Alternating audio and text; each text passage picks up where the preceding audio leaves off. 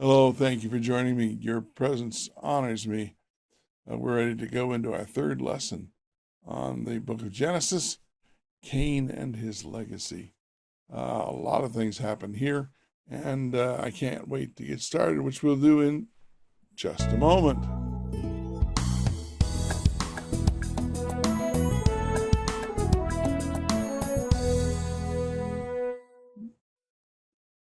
Cain and his legacy, basically chapter 4 of the book of Genesis.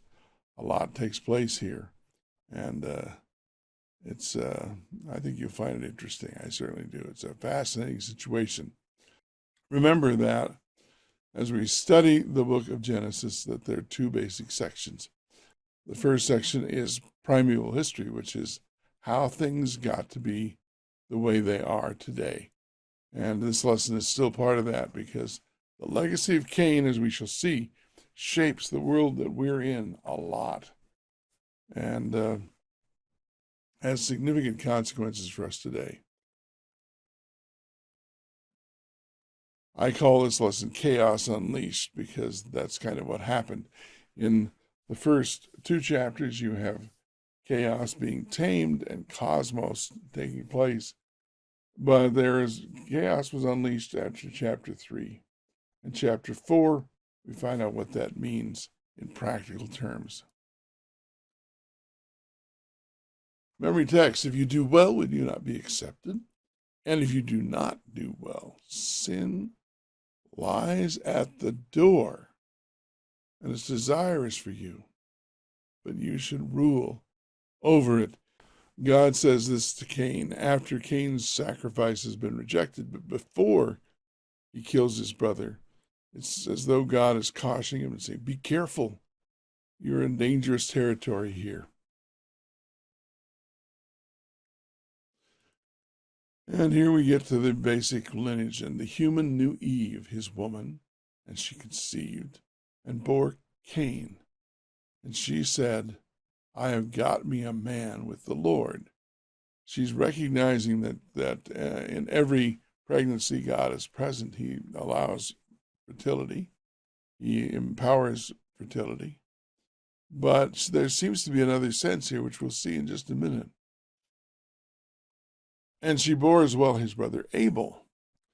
Notice that both of them had vocations which were part of the commission given to humankind, which is to care for the earth and the animals, and to be fruitful and multiply. So Cain is directly involved in tilling the soil, and Abel is a herder of sheep. He cares for the animals. When she talks about how she got a man with the Lord, it is very interesting. Another translation says, I have given birth to a male child, the Lord. Now, what does that mean? Well, this is Genesis 4. It's right after Genesis 3. The prediction that there would be enmity between her seed and the serpent, right after the entrance of sin. And it's not surprising that she wanted this to happen in her lifetime. She thought, maybe it's already happening. Maybe this child is the one who will crush the head of the serpent. Of course, we know, sadly, it was exactly the opposite. And, she couldn't imagine. And it's not surprising to think that what you had done would have consequences and cause trouble for centuries, millennia even. It was just unimaginable. And the hope that the fulfillment of that promise would take place in your lifetime is very understandable. And that seems to be what she meant by this. She thought that Cain might be the Messiah, although that word Messiah would not have any meaning for her. She just meant the one who was going to deliver them from sin. But as we're told by Robert Alter in his translation, that instead of him being the Messiah, there's a pattern here that will dominate Genesis, the displacement of the firstborn by the younger son. Because this happens repeatedly.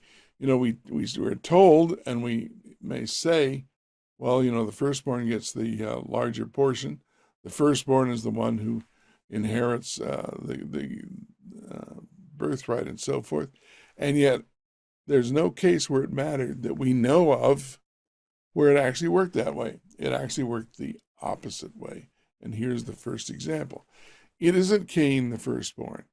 It is Abel, who is the spiritual one. But as we shall see eventually, of course, Abel doesn't live, so it is Seth who is essentially the one who gets the birthright. But let's look. Paul talks about this pattern that dominates.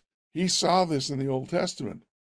And he says in 1 Corinthians 15:46, the spiritual did not come first, but the natural, and after that, the spiritual. So you have this, the first son is the one that comes naturally.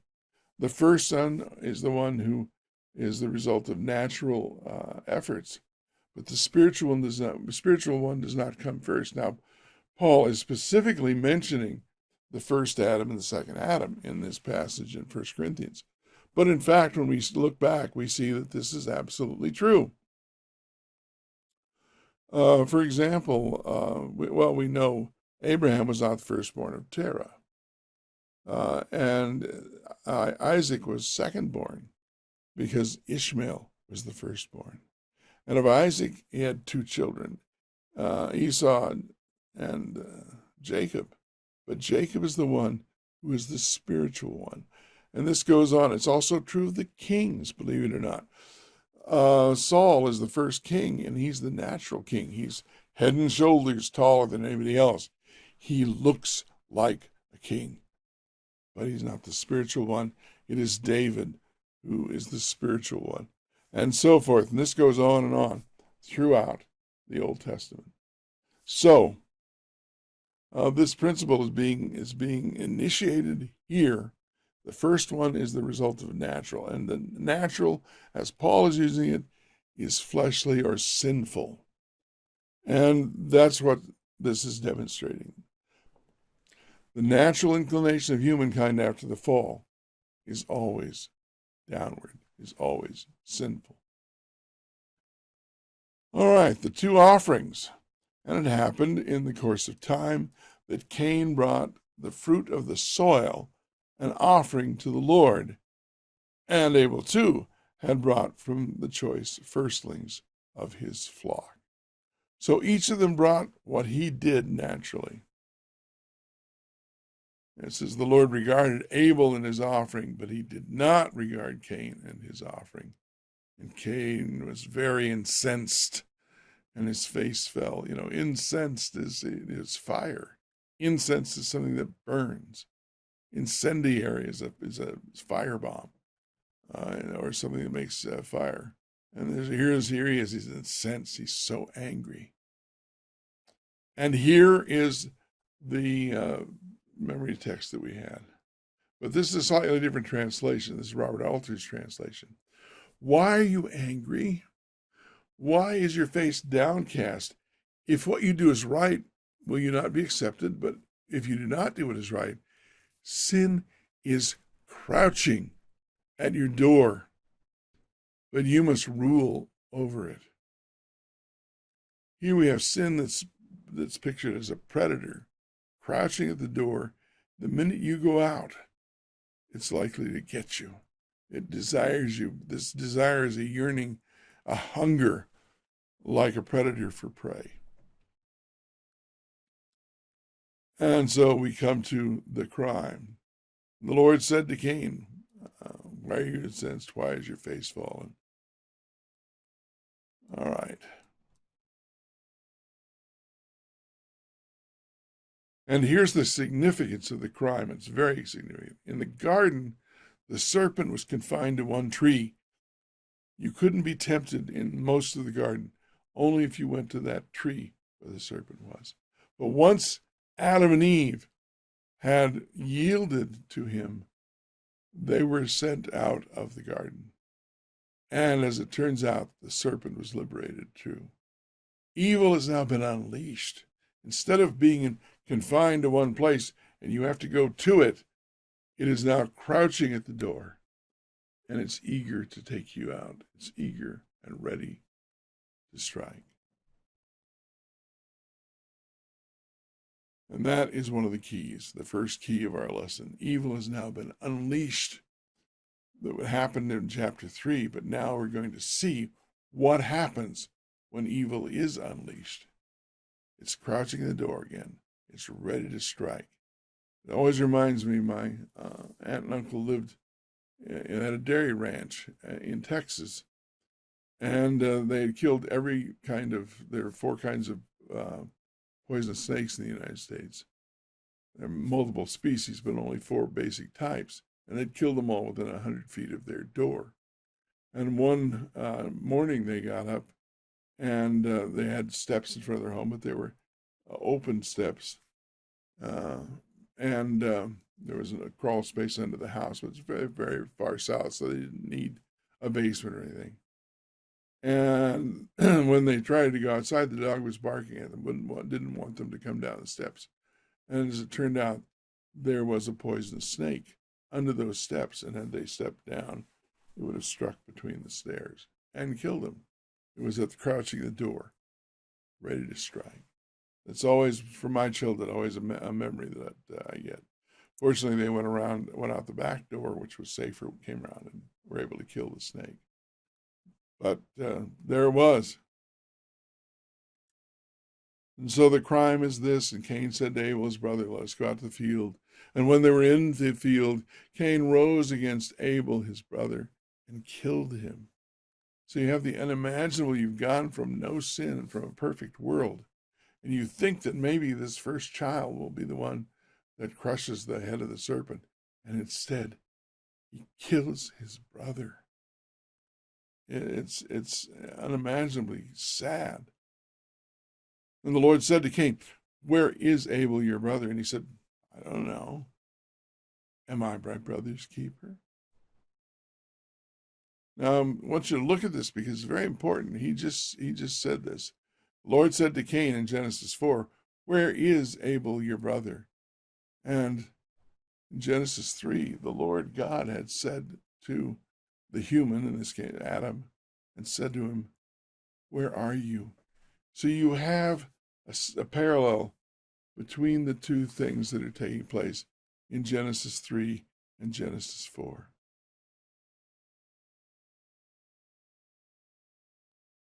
And in Genesis 3, Adam answers and says, he said, I heard your sound in the garden, and I was afraid. God said, where are you? For I was naked and I hid. In Genesis 4, Cain says, I do not know. That's a lie. He's gone from Adam telling the truth, although it's a truth that is very revealing about him, to Genesis 4, where Cain says, well, I don't know where he is. He's lying directly. Murder and lying, of course, go together. The sin has taken over completely in this case. And he said, what have you done? Listen, your brother's blood cries out to me from the soil. And so cursed shall you be by the soil that gaped with its mouth to take your brother's blood from your own hand. And so it's this, the soil is the earth, the soil is, which is what Cain works, has swallowed up the blood of the brother, but it's been bitter apparently for the soil. That's the idea. So bad that the soil has cried out and is testifying about this evil. Your brother's blood cries out from the soil. If you till the soil, he says, you'll no longer give you its strength. As a restless wanderer shall you be on the earth. The punishment of Cain is an extension of the curse. That's why the parallels are there. So that's the second key. The first key, of course, was that sin has been unleashed. And now we see that sin has been extended. And there's much more even to these parallels than we've had before. And that is a Patreon exclusive. So if you want that, you'll have to become a patron. We can have a slight preview of it here. We've already seen this parallel, the curse extended. And again, to see the rest of this, come to patreon.com/Bible Journeys and to become a patron. So Genesis 3, cursed be the soil for your sake. With pangs you shall eat from it, Thorn and thistle shall it sprout for you. Genesis 4 says, your brother's blood cries out from the soil. And so cursed shall you be by the soil. It will no longer give you its strength. The soil was cursed for Adam, and now the soil cries out and curses Cain. That's what it says here. So let's look at these parallels. First of all, because of his sin, Adam is driven from the garden, and the ground is cursed for his sake. In Genesis 4, Cain is under a curse from the soil and is driven from the soil itself.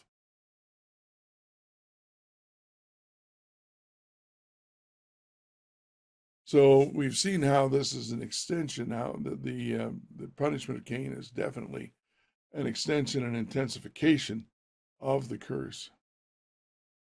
And of course, Cain says, this is too hard for me. And it's not surprising. He has to now become a wanderer, and he says, anyone who finds me will kill me. But God says, don't worry. Whoever kills Cain shall suffer sevenfold vengeance.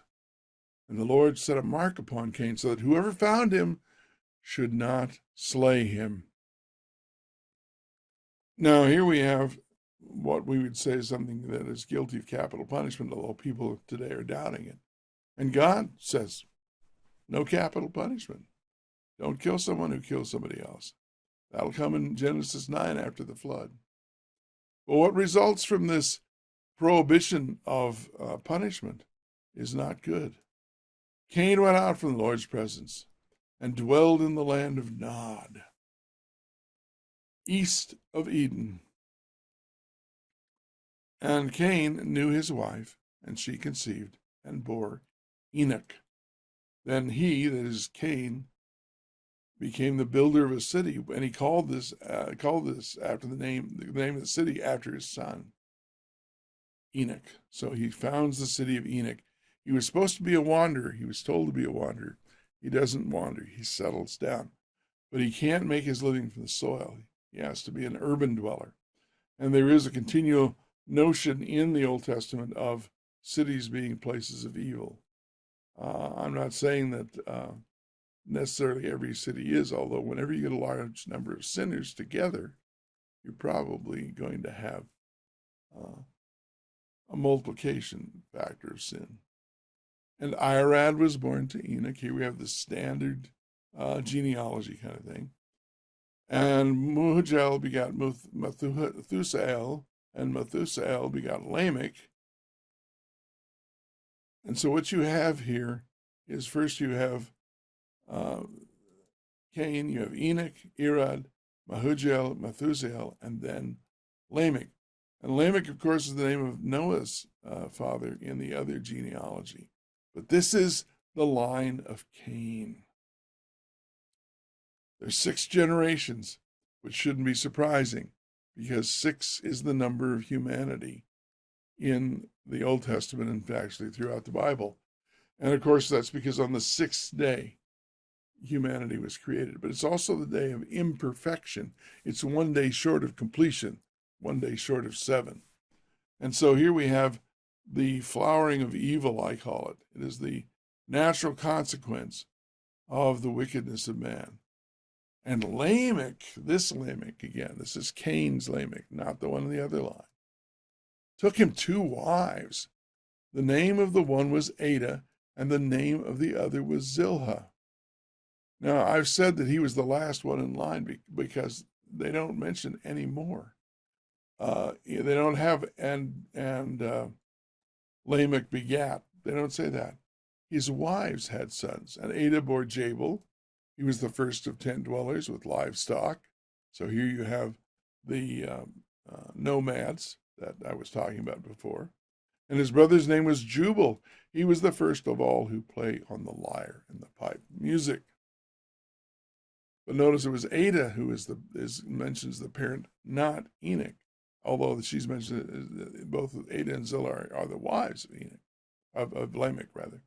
As for Zillah, she bore Tubal-Cain, who forged every tool of copper and iron. And the sister of Tubal-Cain, and this is all very odd because now we're mentioning sisters too, was Naamah. All right. So for all practical purposes, even though more sons are mentioned, they are not mentioned as the sons of Lamech. So Lamech is the end of the genealogy. He is the natural consequence, if you will, of the natural man, the sinful man Cain. And Lamech said to his wives, Adah and Zillah, hearken to my voice. It's important, you wives of Lamech, give ear to my speech. For a man have I slain for my wound. Now it's important because there are two things taking place here. First of all, he has two wives. This is the first mention of polygamy in the Bible. And what he's going to tell these two wives is how violent he is. For a man have I slain for my wound, a boy for my bruising. For sevenfold is Cain avenged, and Lamech 77. So he's telling his wives he's better than God. Cain's only avenged 7 times. He's only avenged for his death, but I was merely bruised and I killed this boy. And he also is better than God because he provided for himself 2 wives. Whereas God gave Cain only one. Gave Adam, only one. Cain only had one. The first time we have more than one, it's here in Lamech. And this is being portrayed then. This is primeval history. How did we get to where we are? And by the time Moses writes this, by the time his audience hears this, there's polygamy everywhere and there's violence. In fact, the next thing that's going to happen after we'll have a genealogy in Genesis 5. But in Genesis 6, we're going to hear that violence is everywhere. That there's so much violence that God is fed up. He repents that he'd made humankind.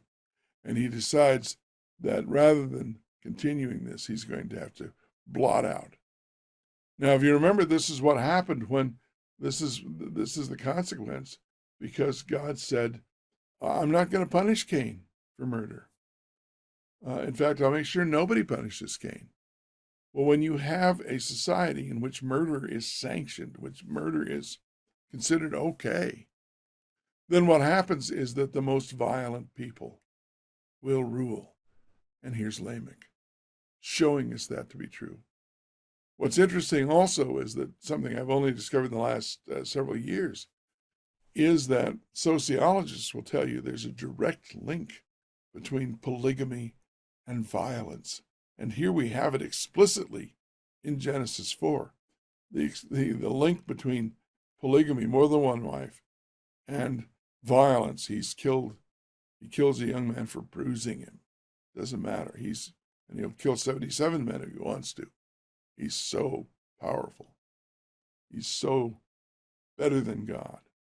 And of course, this is necessary. One of the reasons it works out this way is that if you have a society in which some men have many wives, then you're going to have a lot of men who have no wives. There's going to be high competition for the remaining women. And a bunch of young men together, and we know this is true, whenever you have a large number of unattached men, violence is very likely to break out. And there's so many examples. It's frightening. And so what you have here is, you see a young man, how does he distinguish himself? How does he make his mark so that he can have a wife? How does he gain the status? And that is through violence. It is the natural tendency. And that's the problem. So there it is. The bitter legacy of Cain is polygamy and gratuitous violence. That's what the legacy of Cain is. It starts out as just simple sin, we might say. It starts out with Adam and Eve's disobedience. But by the time you have Cain, who kills his brother, and you see that this violence is unpunished, and that there's a whole line of human beings who are descended from this notion that violence is the way you deal with your anger and you deal with your desires. You do not have control over yourself, but you let sin control you, which is exactly what God warned Cain would happen. Sin was crouching at his door, but he was supposed to rule over it. Well, he didn't. It ruled over him and over his descendants to the point where society became so violent that God had to deal with it. So that's the legacy of Cain, and that is our third key. Polygamy and gratuitous violence, those are the bitter legacy of Cain. So when you think about that, again, it's demonstrated by the final level, the sixth generation, the human, the imperfect generation of Cain's legacy, demonstrates this problem because Lamech is the spokesman. Again, there's another generation mentioned, but not as Lamech begat them, but as the wives did. So the genealogy ends with Lamech. This is the climax, the culmination, the legacy of Cain. And this legacy is so violent, it has to be wiped out. In the next chapter, we'll see that there is a totally different line, and that this line has a different outcome. In fact, we begin to see it here, because as dark as this chapter is, it starts with Cain and the murder of his brother, and it goes through all of this to the climax in the life of Lamech and his murdering and polygamous ways. But the very end of the chapter, and I know the chapters are not divinely inspired, they're added much later, yet there is a connection that makes perfect sense, because here we have the ending, the climax of Cain, and you have to ask yourself, if you're reading this as a narrative, which is the way it was written, you have to say, where is the hope? We had the hope at the end of chapter 3 that someone would come and crush the serpent, but right now the serpent seems to be ascendant. The serpent seems to be winning. The serpent seems to be in charge, because the descendants of Cain have only gotten more violent and more lustful and more covetous. But at the end of chapter 3, you have the promise of the returning of the seed that will crush the serpent's head. And at the end of this chapter, you have this. Here are your three keys. Evil has been unleashed. It is ready, crouching at the door, ready to strike. The punishment of Cain is an extension of the curse. You see that? Polygamy and gratuitous violence are the bitter legacy of Cain. But there's one more thing. And here's where and Adam again knew his wife. It began with Adam knowing his wife, and Cain is produced. And Adam again knew his wife, and she bore a son and called his name Seth, as to say, God has granted me other seed in place of Abel, for Cain has killed him. She sees. She lives long enough to see that Cain is not the answer. Cain is not the seed that can crush, that or will crush the serpent's head. But imagine the despair that she felt. That she realizes that Abel must have been the one, but he's gone. But here comes hope in the form of another child. As for Seth, to him too a son was born, whom he called Enosh. Notice the similarity between Enoch and Enosh. It was then that the name of the Lord was first invoked. So Eve is so despairing, because the one she thought might be the one to crush the serpent's head is instead the one who really acts out the serpent's, leaves the bitter legacy of what it means to be the servant of the serpent. And the one who might have been righteous, the one who was righteous in his last recorded act, is dead, killed by the other one. And now God gives her another son, another seed, she says. And this one worships the Lord. So there is recognition of the dire consequences of sin. But there's also hope. Well, thank you for joining me. I hope this lesson is useful to you. Again, there's more content, which you can find at patreon.com/Bible Journeys. And there are other ways of reaching me, which we'll see at the very last here. So I thank you for joining me, and I hope you can join me in another week or so when we embark together on another Bible journey. Until then, may God bless you.